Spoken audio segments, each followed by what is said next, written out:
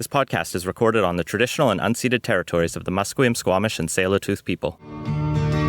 British Columbia, I've seen your mountains high, seen your pretty rainbows and your blue crystal skies, watched your winding rivers as they flow around the bend. To me, you're not a stranger, you'll always be a friend.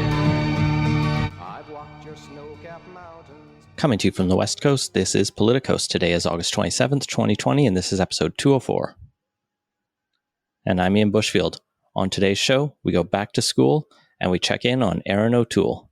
Thanks to the 100 people who contribute every month, I see things are stalling, dropping a little bit on our Patreon, and it's making me very sad.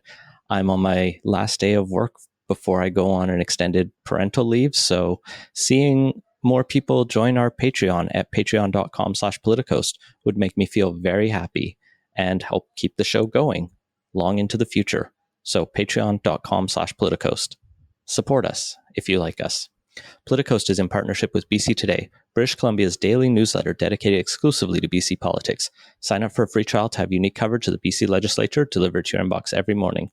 Listeners to Politicos enter the offer code CITIZEN for access to a special rate. For your free 2-week trial of the newsletter, go to politicstoday.news/free-trial.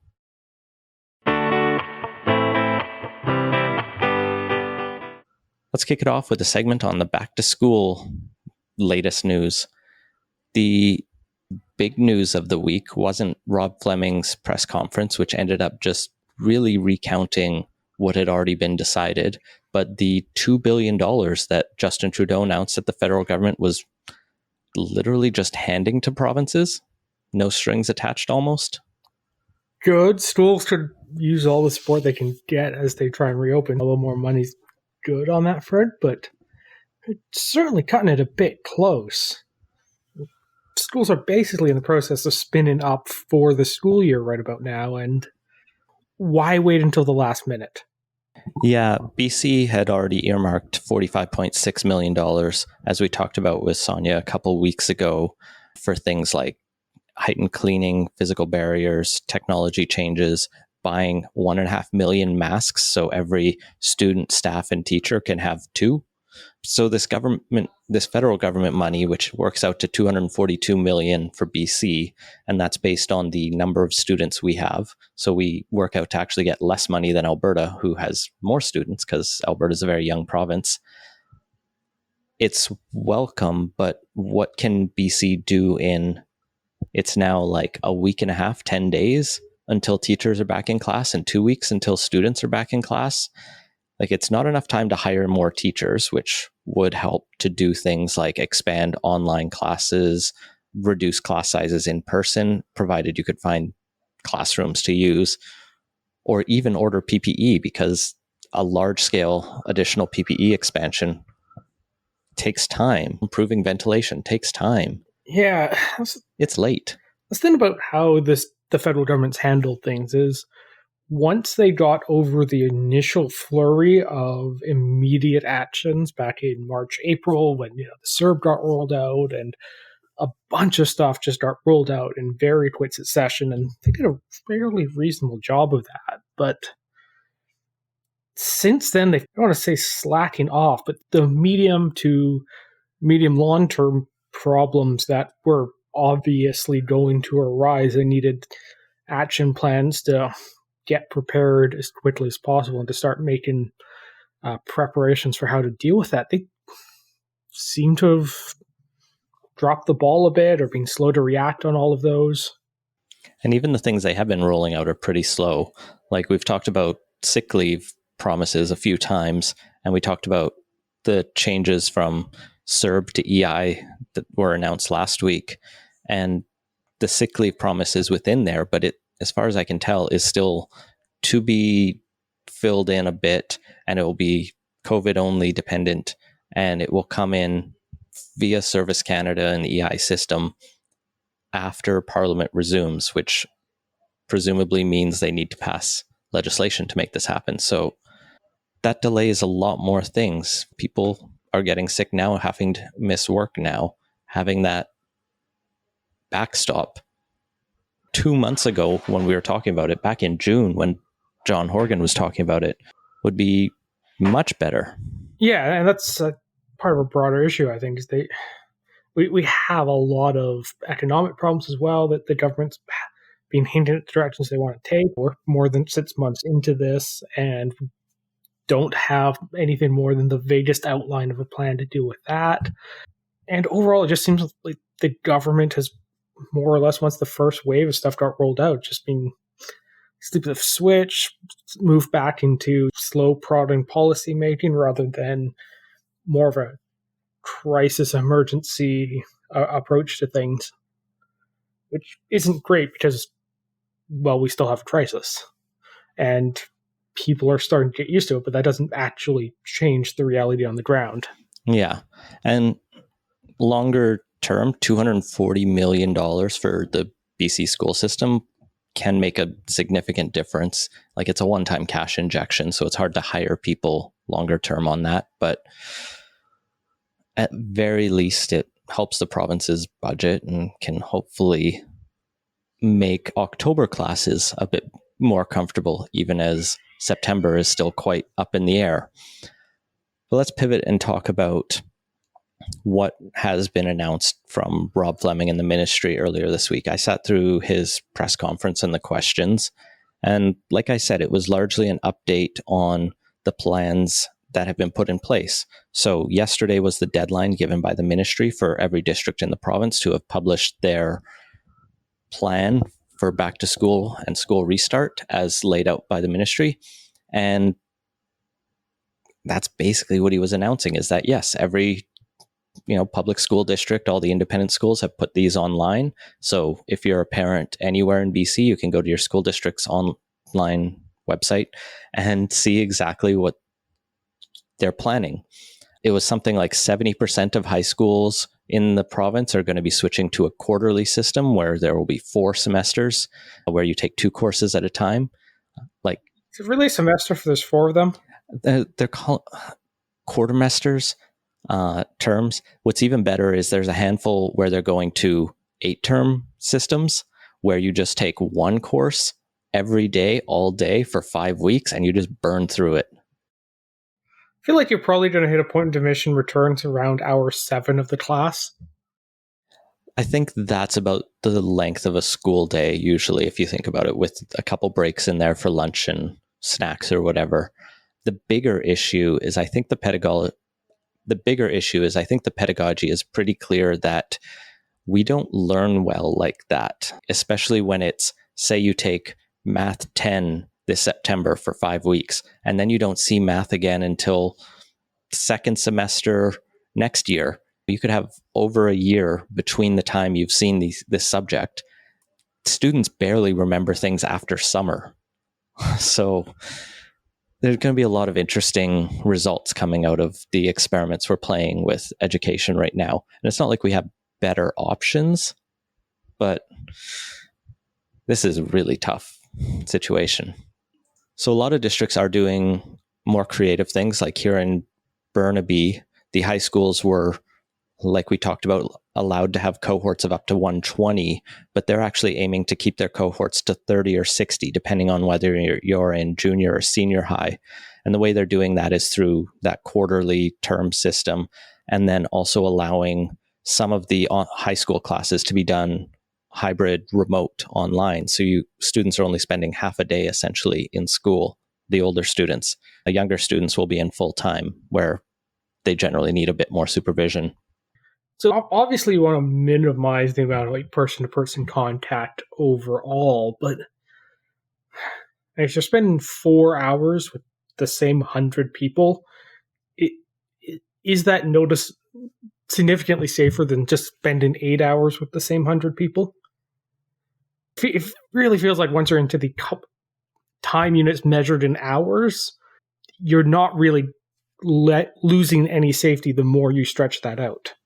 So I think the goal with moving to taking fewer classes at once is that you're not at the upper end of those cohorts. What you're having instead is you only see one or two classes. You only have up to two classes where 60 people interacting as opposed to 120. Or if you're only seeing one class and half the time you're at home, you may only see 30 people for a few hours at a time.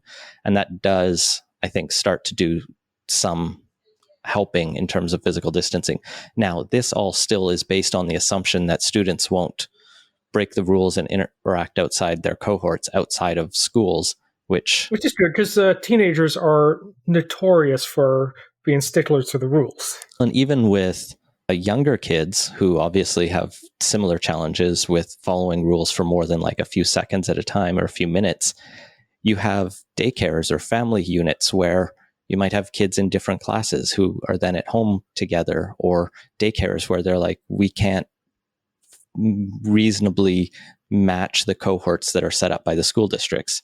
And so there's still going to be vectors through all of these different angles and through all these different students and family units that haven't quite been sorted out. Nevertheless, every district has been told by the ministry to contact every family in that district to determine what their fall enrollment plans are. Some districts like Vancouver have already completed this. Here in Burnaby, they'll have until September 1st to do it. It's dependent on when they got their plan on the website.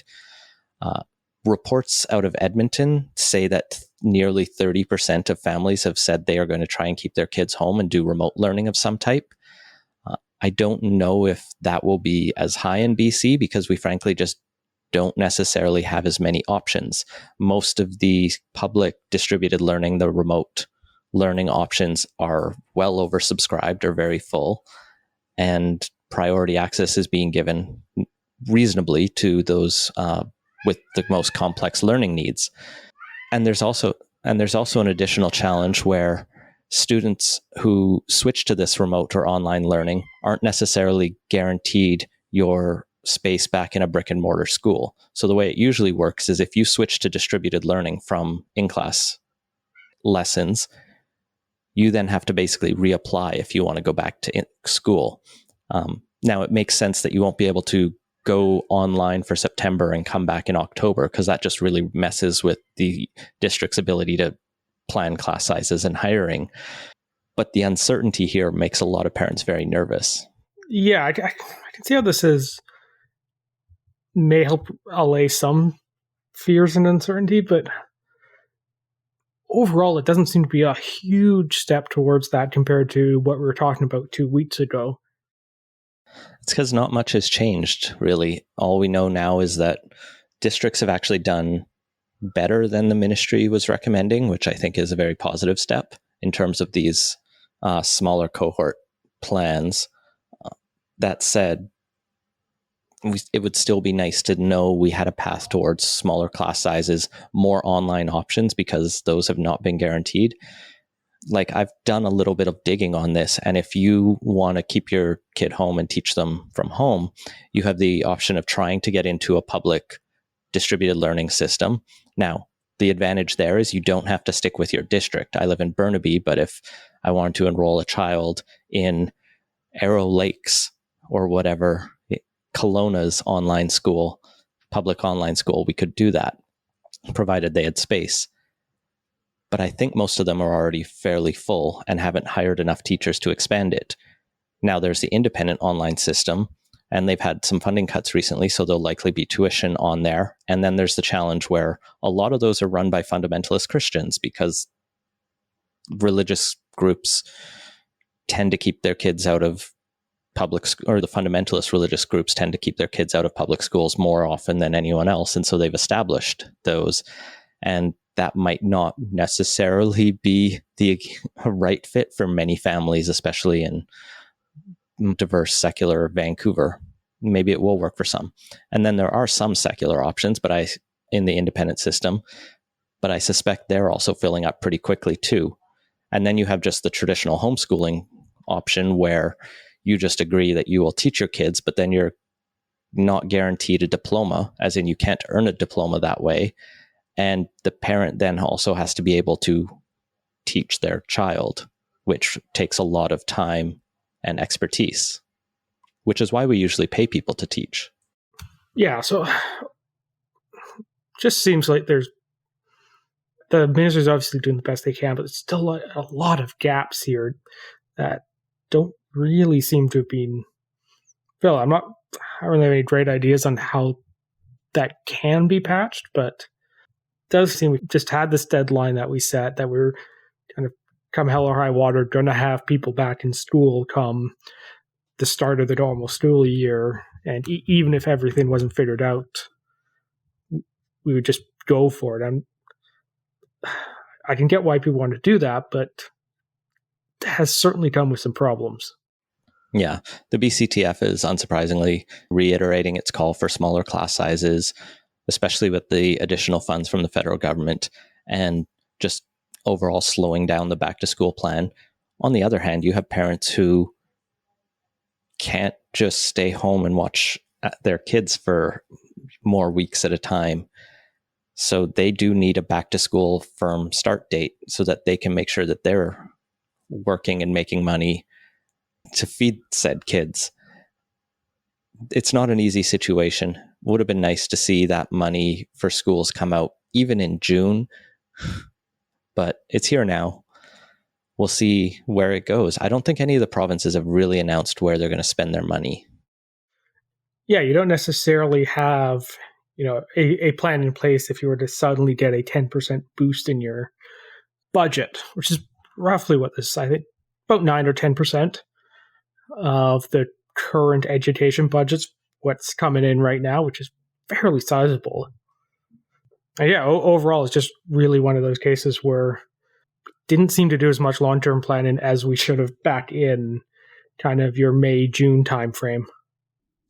We were all getting excited for the summer vacations we weren't allowed to have. Yeah, but that does also mean political risk. So far, the BC government's gotten fairly high marks on how they've handled the situation, but the actual back to school time will be the real test of that. And COVID cases are up, which adds another level of challenge around that. And well, the federal government has not been having as good a political summer. And now that they've jumped in on this, they might now start to wear a bit of it too if it goes south. Yeah, some of the initial pushback on the federal government's announcement was that it wasn't a very strings attached, but it was earmarked slightly towards air ventilation, sanitation, and PPE rather than whatever provinces want to spend it on. So maybe there'll have to be some further negotiations if provinces did want to spend it on salaries and shrinking class sizes. But yeah, back to school in 2 weeks. Teachers back in 10. We can move on. Let's move on to our second segment, the right O'Toole for the job. So depending on what part of Canada you are living in, the new Conservative leader was announced either on Sunday or Monday of this past week due to a slight inability to open envelopes without shredding the ballots inside of them problem on the part of the due to a slight problem opening envelopes without shredding the contents of them problem the Conservative Party had with their leadership vote. But after 7 hours waiting or so, slightly after midnight in Ontario and a little earlier out here on the West Coast, the results were finally announced. As expected, Derek Sloan got knocked off in round one, and final round it came down to Erin O'Toole versus Peter MacKay, where Erin O'Toole won a fairly decisive victory, netting about 57% of the points available. So it's always a good sign when your machines are shredding the ballots before they're counted. Like, I get that these aren't systems that are run very frequently, and COVID introduced another element of complexity to it. And this is an intensely stressful situation. So all sympathy with the political staffers in the back rooms there who were probably crying and having to tape ballots together so that they could make sure everyone was counted correctly. But really bad look there, compounded by the continual, it'll be done we'll have it in 15 minutes. We'll have it in 20 minutes.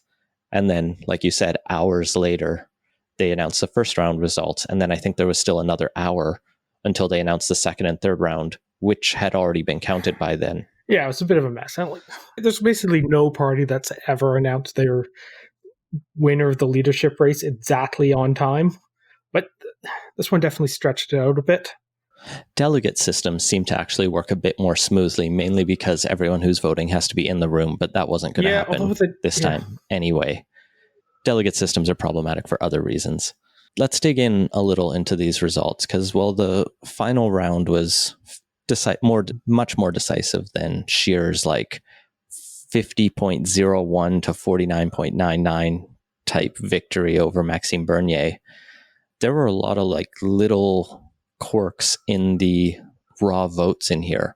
So in the first round, you had McKay come out on top, but with a weak 35%, I believe, to O'Toole's 30-ish, and then the other third split between social conservatives Leslyn Lewis and Derek Sloan. Leslyn Lewis, though, was at 43,000 votes to O'Toole's 51 and McKay's 53. Lewis actually won Saskatchewan and placed second in 5 races across the country, which was quite strong. O'Toole actually only managed to win Alberta and Quebec on the first round, and really Quebec was the only province he won in every round. McKay actually won the most provinces in the first round, but he just did not have those second choice ballots from anyone, which I think was what everyone expected. Going into this, everyone more or less figured that McKay needed 45%, maybe if things went really well, 40% on the first round. Things went really well in subsequent rounds. He could skate by with 40% on the first round. Because the thing about being a front runner is people, if they're not voting for you, they've already considered you and are very consciously not voting for you if you're the front runner and not getting their first round vote. So they rarely pick up much in subsequent rounds. And we saw that last time where Andrew Scheer slowly crept up through the night as subsequent candidates were knocked off, and he got more and more of their votes. You saw then the BC leadership race that elected Andrew Wilkinson, where he finished second last in the first round and climbed his way up as the night went. I think it was second last. He finished fairly far down in the first round anyway, and crawled his way up. I think the only person I've ever seen win each subsequent round till the end was Tom Mulcair in the 2012 NDP leadership race. And I think he had just enough ahead of Brian Topp in the first round that he wasn't so divisive that he was able to pick up steam to finally win it in the fourth ballot. But yeah, it is quite often on these ranked ballot systems that you'll see the second or third choice leapfrog at some point. So second round gets quite interesting as Leslyn Lewis wins the popular vote, which Conservatives will remind you happened in the 2019 federal election, but they still didn't win government. So similarly, Leslyn Lewis got dropped off that ballot. Yeah, turns out running up the points in Alberta doesn't necessarily help you win either the prime ministership or the Conservative Party race. She actually won all 4 Western provinces, Alberta, BC, Manitoba, and Saskatchewan, in that second round. Like I said, Erin O'Toole only won Quebec in the second round. So luckily for O'Toole at least, it's not just how many provinces did you win, it's how many points do you score. And Quebec had a lot of points. Yeah. Although in O'Toole's case, he would have still held on to the final round because McKay actually came in third on the second ballot. Yeah, it was very close between them in terms of points. It was 11,900 and some for O'Toole to, I think McKay was just under 11,800. Leslyn Lewis ended up with 10,000 in that round, so she didn't have enough to advance past McKay or O'Toole in some weird situation. I don't know what would have happened if it was Lewis versus O'Toole. I have to assume McKay's second choice voters would have gone to O'Toole. Most likely, yes. But people can be very weird. In the third round, though, O'Toole, like you said, takes it strongly. McKay only really holds on to the maritime provinces where his support was pretty deep. I also meant to note in the first round, McKay's only like moderately okay results were in Saskatchewan and Quebec, where he didn't place last. And I think he beat McKay in Saskatchewan and Lewis in Quebec by only a handful of points. So he basically tied someone for last in those situations. Derek Sloan did not do well. At the same time, he also did pretty well because he didn't get below 10% of the vote or points in the end. But only just barely cleared that. Yeah, so maybe let's dig into that a little. What do these results actually mean for each of the contestants going from the first loser to the ultimate winner? Derek Sloan went into this not as a joke, but people strongly dismissed him. And yeah. If you said the name Derek Sloan, people would have said, who? Going into this. And outside of people who watch politics very closely, they'll probably still have the same result. But yeah, he went from that and then tried to run the... People called it the 4chan candidate, I think. The populist right 4chan type of thing. Like came out strong against masks and mandatory vaccines and all that stuff, plus his social conservatism.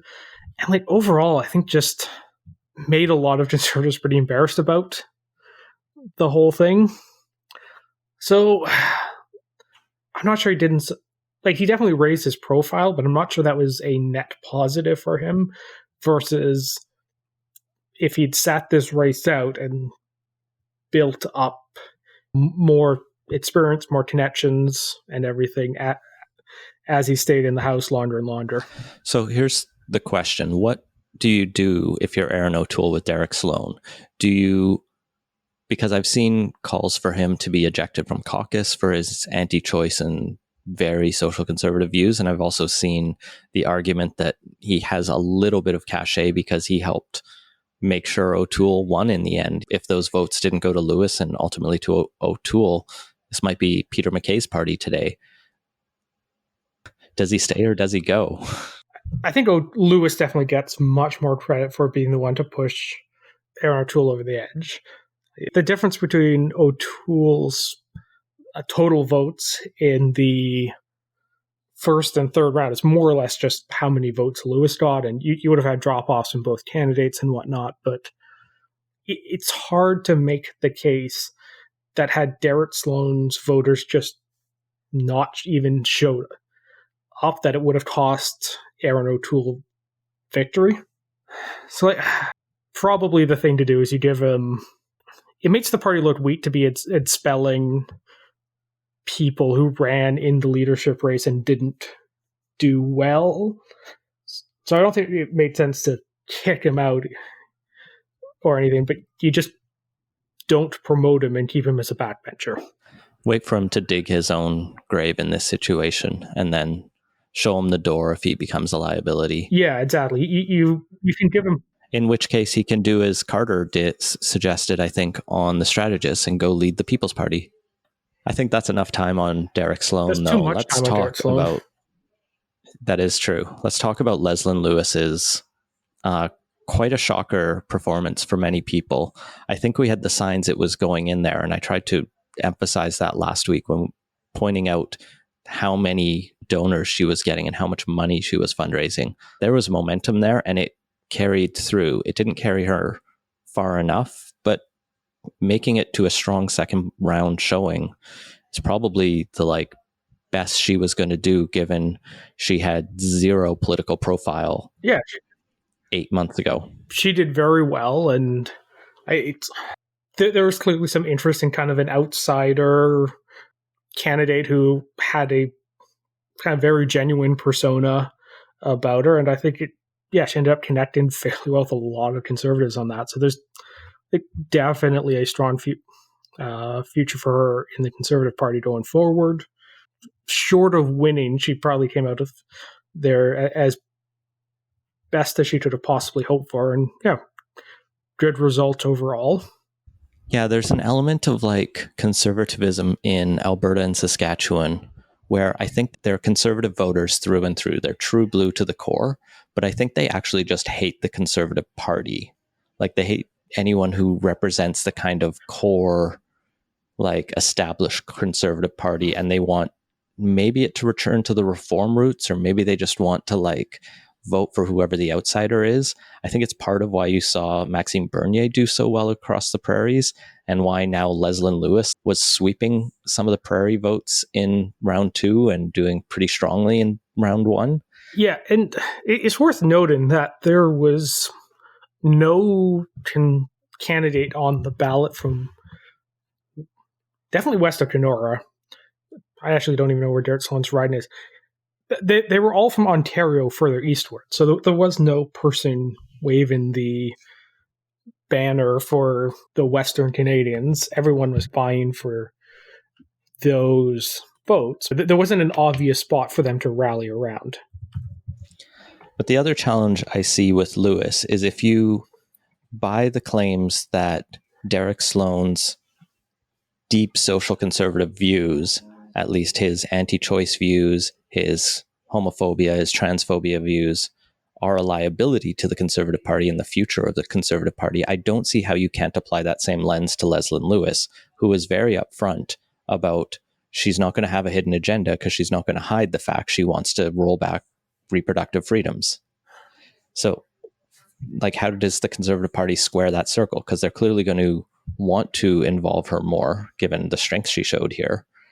But at the same time, she's not, Fundamentally, the Conservative Party doesn't have a litmus test for their candidates on abortion. So that's not going to be the thing that's, if it does end up driving Derek Sloan out of the party, it's unlikely to be that unless he says something very offensive on top of just holding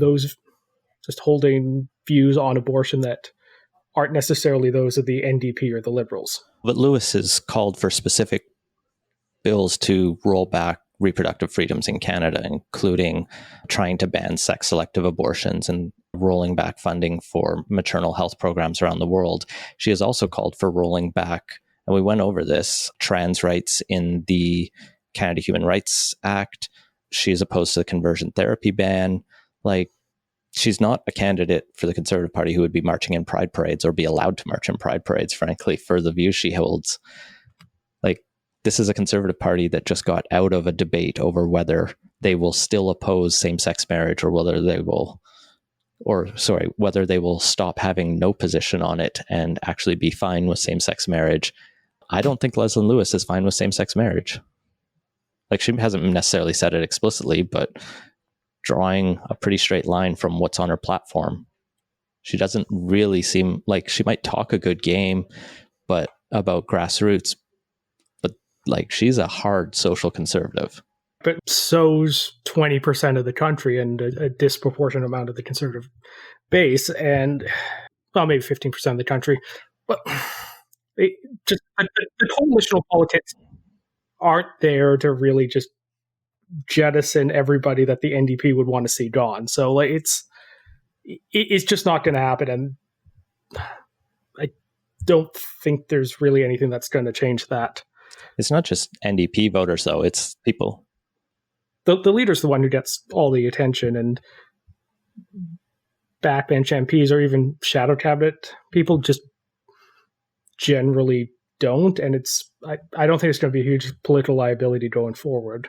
It depends whether O'Toole is able to play a better game than Scheer, who obviously was not a very strong leader, but you can definitely have your leadership subsumed or he's definitely going to be able to overshadowed. I think he's probably going to be able to pull that off. His first couple press conferences, speeches, I think has already showed that he's well above Andrew Scheer in capabilities on those fronts. Such a low bar. That is true. Well, moving from Leslyn Lewis, who's likely to have a bigger role in the Conservative Party, to Peter MacKay. Where's his future?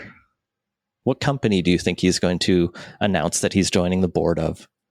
Because he's obviously not involved in the Conservative Party anymore. Yeah, I mean, he made noises about running in the next election, because I don't think he could say you weren't going to do that if he lost, but I think it's fairly likely he doesn't run. Just like he's had a couple shots at this. It's not going to happen now. It's just not going to happen going forward. And yeah, I think he just leaves politics, goes back to the public sector, gets some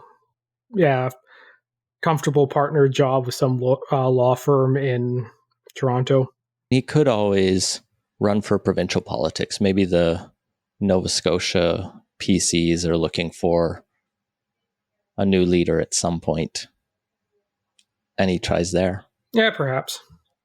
I haven't actually kept up on on Atlantic Canada politics for a while. I just remember a lot were in minority situations. A premier resigned recently, right? Pardon? I was going to say a premier resigned recently, I felt. Or New Brunswick's going to an election. An election. You have Higgs versus, I want to say Blaine Higgs, versus Kevin Vickers, who made an interesting jump from Sergeant at Arms of the House of Commons to ambassador to Ireland, I think, and then came back to run provincially. That election's happening on September 14th. That's coming up very fast. Yeah, coming up pretty quick. You also have... Yeah, it will be the first provincial election under COVID, so it'll be an interesting one to watch just technically on how they managed to pull that off. And they have the People's Alliance and Green Party both going into the election with 3 seats, so either of those could also increase or... be in a balanced power situation, Anyway, circling back to Peter MacKay, what went wrong? Why didn't he connect? Or why didn't he have enough to put him over the line? I don't think I think he flubbed so much so early with those. It was unclear why he was running. It was unclear what he was running for. He tried to pivot, I think, halfway through the race to pick up social conservative votes, but no one bought it because it didn't make any sense. And by that point, Erin O'Toole had already said, no, I'm going to be the guy who represents you. And he'd already essentially secured those second choice votes. It was just a matter of people figuring out who was there first. I think Peter MacKay just didn't have a strategy for this entire race. Yeah, it was very unclear if he couldn't finish on the first ballot what his strategy was to win. Like maybe he was hoping for another a more moderate to enter the race, so there would be a well to draw from. But well, the thing is, like, Erin O'Toole is more or less that moderate. He, as we've said several times now, he's positioned himself more towards the center of gravity of the party because that was the smart thing to do in this campaign with the dynamics there. But would a third person, like if you had Michael Chong run, if you had like Michael Chong run or Lisa Raitt, like all you would have done would have been divided the votes that O'Toole and MacKay got on the first round among 3 people, and that probably wouldn't have given MacKay any more of a decisive lead going into round 2 than he had on this one. So the only way it could have worked is if he'd been very strategic and were put his resources in terms of trying to maximize the points for the fewest number of votes. I think MacKay needed to connect with Quebec conservatives, but I suspect there weren't many, and those who were still in the party were tied with... If there aren't many, that's actually a good thing to do, because... No, but I think the ones who were in there were Scheer supporters. They were ones who signed on for Scheer and just haven't quite quit the party, or they are social conservatives because all the moderates in Quebec have moved over to the Liberals or just the Bloc again. So MacKay needed to sell more memberships. He needed to convince far more Canadians that he could bring a new voice to the party or even renew the party to the sort of PC days. And I think that brand of conservatism is largely dead. And I think MacKay got screwed because he couldn't do in-person events. And I don't know if he would have been that charismatic in person, but it doesn't help anyone to not be able to do in-person organizing when you're trying to win a leadership and sell votes or sell memberships. MacKay was stuck not being able to really get himself out there other than through the media, and the stuff he put out was bland and didn't have a vision. Yeah. If he could have tried to take a stronger, I'll be the conservative who will fight climate change from a conservative point of view, there might have been an angle there he could have pitched. Maybe he could have won some liberals or green supporters over. But he didn't. Yeah, I think was it. Like, no real strategic idea on how to do this. No real way to sell himself beyond, oh, I'm the best person to beat Justin Trudeau, and that wasn't very well done. And I think I said this last time, but there's very much like trying to fight the last war mentality with Peter MacKay, where like, you're not going to win against Justin Trudeau by trying to out charisma him. So just picking the bland but charismatic person to lead the party just wasn't the smart move anyway. And in that respect, they probably dodged a bullet. Then let's talk about the ultimate victor, Erin O'Toole. I think we covered him somewhat last week. Where does he go from here? I think we both might have put money on him last week if we had to choose. I definitely was willing to give Lewis more credibility than many, but I didn't ultimately think she'd win. Yeah, I believe on last podcast I said that I was pretty sure O'Toole would win. And I was fairly bullish on him from the start, mostly because all the people I know active in the Conservative Party who volunteered on these campaigns all went for O'Toole, which is definitely a sign that there was more enthusiasm there than towards Peter MacKay or the other two. But yeah, I think the Conservatives probably made the best choice of the four here on this. And for the five people who are still up watching the speech that he gave after winning, I think you can see why. And he's very much pitching the party not in kind of the Andrew Scheer mode of we are just doing constant attack. The party has one mode, which is attack Justin Trudeau while playing to the base. And instead, both his first speech and the press conference he held on Tuesday took much more of a, we want as many people in the big blue tent as possible. We're positioning ourselves as a place where a lot of people can go home who aren't happy with the current government. We're going to be the responsible, serious-headed people who want to run the government and get the country through the current situation and its current troubles, which is probably the right position to take as the Conservative Party. Because, like I said, you're not going to just out Justin Trudeau, but his big weakness is that he's not necessarily seen as the most serious person and who has a tendency to put style over substance in a lot of ways. And in that respect, I think Erin O'Toole contrasts fairly well against him and is going to be able to make the case to Canadians that, okay, sure, the feel good about Canada sort of thing was fine for 2015. This is serious times, and serious times call for serious leadership. I think all that's fairly accurate, and I didn't manage to catch the speech, but I caught some of the pull quotes from it, and that was the tone that I read from there. And I think you're right that I couldn't disagree that O'Toole out of these four is probably the one who's I'd probably ultimately, I don't know if I'd have picked him, but I think he's probably the strongest leader for the party, and I think he's the one most likely to do the most with the Conservative Party. There were a couple points in the pull quotes that I cringed at the language choices, the Take Back Canada framing. No matter who uses it, I don't think it's great, and it got called out a lot. Referring to Indigenous Canadians is just not, I won't say politically correct, it's just not the most sensitive or accurate way, but those are, I'm not sure anyone nitpicks versus spend a lot of time really engaging with those sorts of issues is even going to notice that. So no, as selling yourself to Canada, it's hard to even call that a misstep in terms of the politics of it. Although I do think as a leader of one of the parties likely to form government, taking action towards reconciliation, whatever that format looks like, it doesn't have to look at like the Justin Trudeau format, because that's all talk and no substance.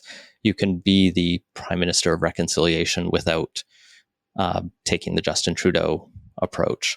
Those two things aside, O'Toole's biggest challenge right now is name recognition. You joked about no one being able to name Sloan or Lewis before, but honestly, a lot of Canadians don't even know who Erin O'Toole is. That will obviously change. I don't think many people knew who Harper was when he was first named leader. And O'Toole, I see as taking a very similar tact in terms of that. Like you said, he's the serious guy in the room kind of mentality, or that approach. I think we still need to see a climate plan from Erin O'Toole that isn't just, we may as well stick with oil for a while because, and maybe natural gas, because we better get our money out of the ground. Yeah, he had a couple things about nuclear in his platform that I think were pretty promising. But that's not a climate plan. It comes paired with some fairly serious action on it, and not just as a thing to just be a shield against attacks on the climate front. Yeah, we need a lot done on climate, because every year that we have a government that doesn't act, or doesn't act thoroughly enough, or promises to undo the actions of the previous government, is like, clock is ticking, people. Someone better do something. Yeah, so that's a challenge for him. And I think we have the ever-present challenge that every Conservative leader has of holding the coalition together.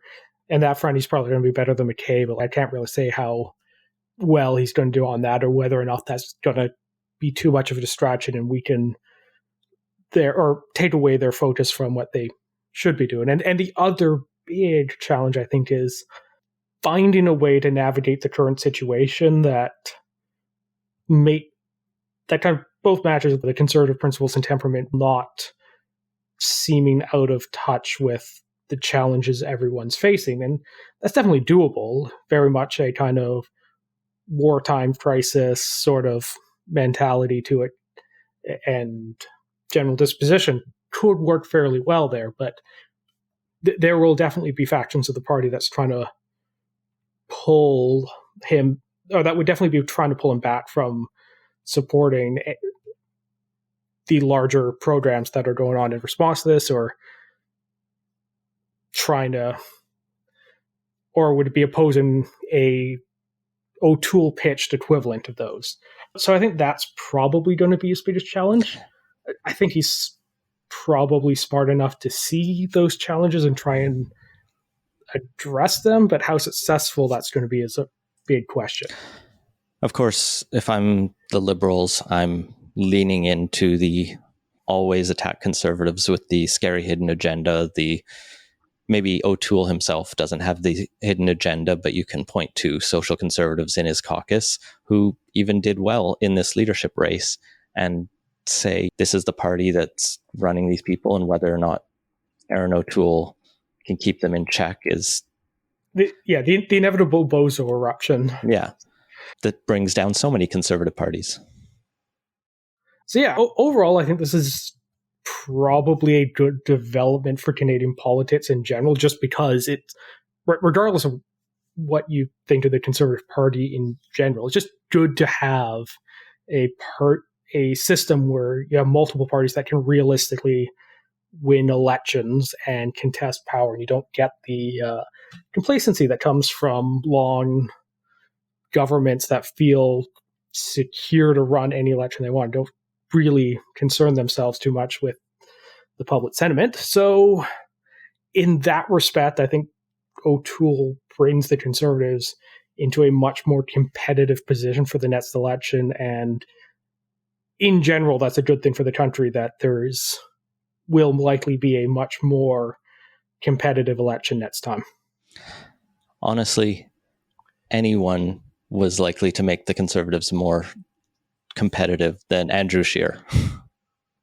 No, Derek Sloan would have managed to make the Conservatives somehow less competitive than Andrew Scheer, which hard to think possible, but nevertheless would have happened.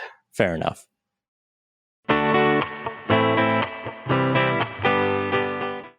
Let's move on to quick takes. First up, let's do a little bit of roundup of COVID-19 news. We've talked a little bit about COVID off the top. Case numbers have been worryingly high in BC for the last couple of weeks. We were passing 100 cases a day for a while, and we surpassed the highest number of active cases we had even back in April or May. But luckily, in the last couple of days, it seems like we've hit a plateau. Nevertheless, the government has rolled out a couple new announcements, the most major one of which was there are now $2,000 fines for anyone who is caught organizing a party or event that's in contravention of the rules. So whether that's over 50 people or more than 5 people in a vacation rental. And already some guy in Victoria has been fined $2,300 under this and related fines. And he acted very dumb about it, talking about how he made sure people were leaving as soon as he heard the cops were coming. I want to feel sorry for him in a way, but then he kept quoting himself about how he would effectively perjure himself. He was, I'll just go before the court and say there were 15 people there. So, dude, what a dumbass. Don't say that in the media. Like, I get that the rules are sometimes hard to keep up with. Things change quickly. And so there is like some willingness that I have to grant people ignorance about what's happening, but sometimes you speak and you remove all doubt. Next up, more and more places are starting to require masks. This week, I think, was the first week that TransLink and BC Transit were requiring masks. BC Ferries has started requiring masks, and all Loblaws, so all Superstore and your independent grocer and those kind of companies are going to be requiring masks as of Saturday. So make sure you stock up on your cloth masks. Good, but why is it taken so long to do this? So after the initial back and forth on whether or not masks were helpful or harmful, which we more or less had resolved by the end of April, actually earlier than that, I think. I don't know, time's a weird thing this year. Why wait months to bring this into effect? And same thing with the fines for large groups. It's a crisis. Go hard, go fast. It's going to be hard to overcorrect too much in the opposite direction for simple things like not having large groups of people together or wearing a mask in public transportation systems. I can see the fines not being necessary as early because we were fairly effective, especially in the first round, at just obeying the rules because it was the right thing to do. But I think as there's been more and more talk of reopening and restarting and all of this, people are just getting softer. And so if you're not going to ramp up the rhetoric again and acknowledge that cases are rising, then I guess you have to bring in fines if you're not doing the carrot again. Yeah, but on the face mask thing, TransLink waited, I think, 3 weeks between when they announced it and when they brought it into place. And they could print up signs and blast out that stuff over a couple of days, and that make it a lot quicker. There's just a lot of things.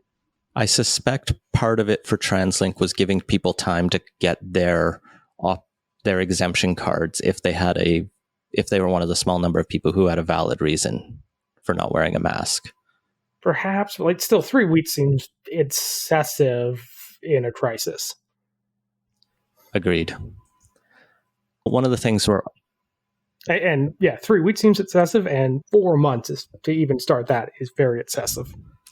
One of the other things we're not moving very fast on is the province is not moving very fast on collecting data on how COVID is affecting racialized people, ethnic groups, and people with disabilities and minority communities.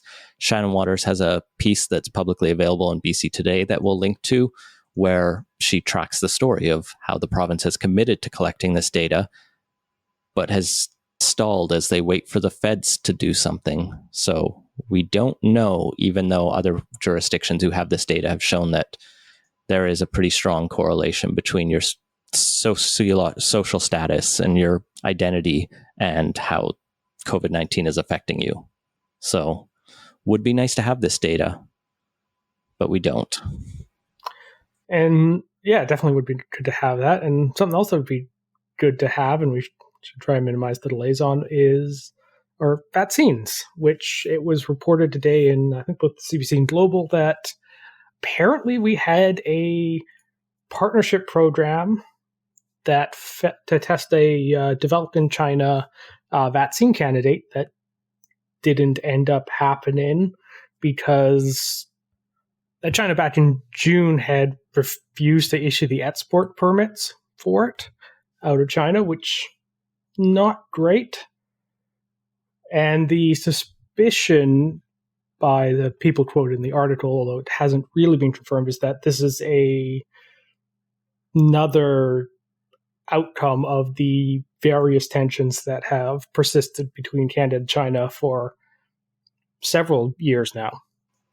Yeah, the geopolitics of vaccine development are getting increasingly worrying. You have Trump, I think he's mused at some points about not sharing patents or making open source vaccines and just willing to literally profiteer if America can off the suffering of people around the world. Russia is like skipping steps to try to claim to be the first who develops a vaccine just for its own ego. And this element of the story, which is, also frustrating, there's a really good public interest argument in terms of taking the development of vaccines out of any private, it needs to be the world needs to develop these, not any individual company or country or anyone who's likely to put it in their own self-interest first. Ideally, I'm just being an idealistic. There's something to be said for basically anyone with vaccine expertise throwing themselves at the problem, and the costs of not having a vaccine every day are huge. Billions of dollars globally, huge for just delaying getting a vaccine by a couple days.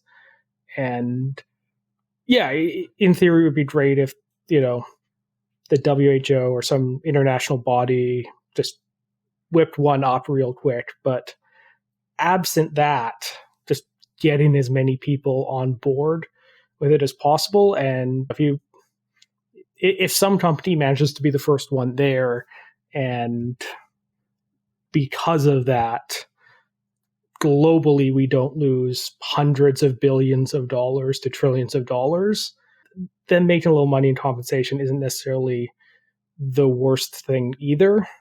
I'm fine. We can pay out these companies, but it's also like a race to a lottery winner. Let's pay all companies that are working diligently and reasonably well at this equitably. But the reality is most vaccines won't work. And so let's at least, it's winning the lottery. It's not actually that one company is better at developing a vaccine. They are just ultimately going to get lucky. So it's not a great capitalist argument in my mind, but I agree. Let's get as many people working on this. We need systems in check around the world to prevent profiteering, whether that's economic by a private company or by a nation, or geopolitical profiteering, as seems to be the case here. I don't know how we get there, but that's the utopia I want to live in. Moving into the other utopia I want to live in, it would be great if people weren't dying from overdoses at record rates in British Columbia.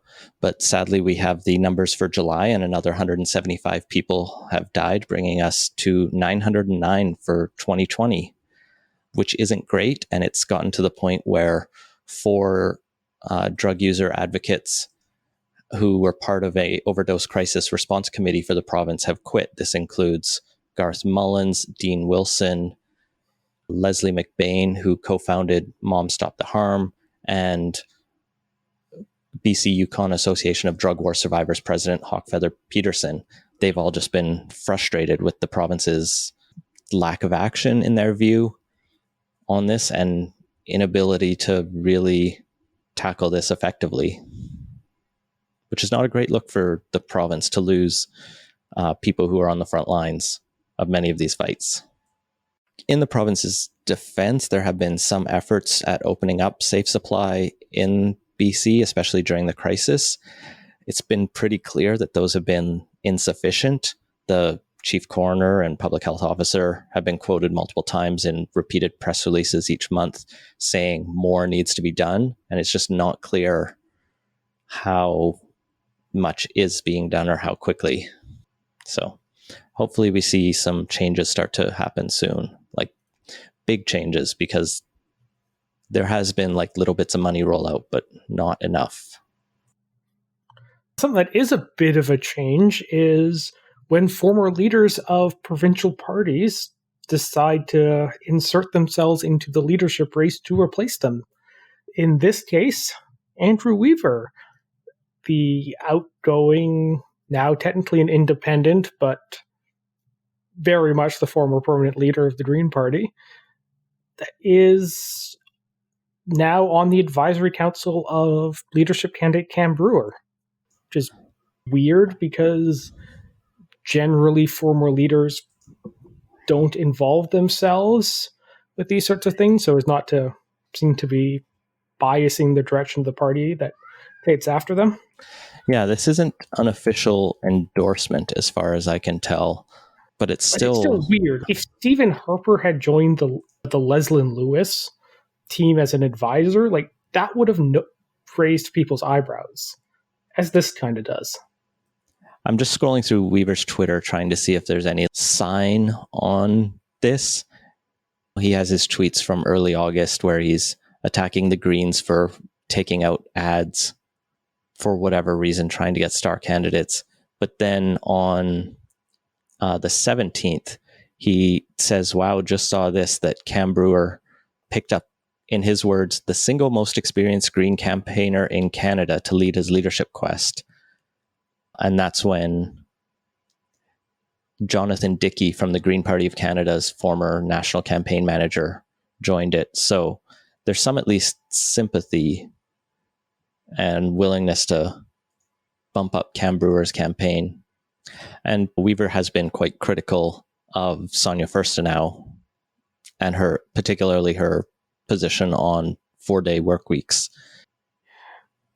Yeah, he definitely doesn't seem to view the norm of the role of an ex-party leader as something to take particularly seriously.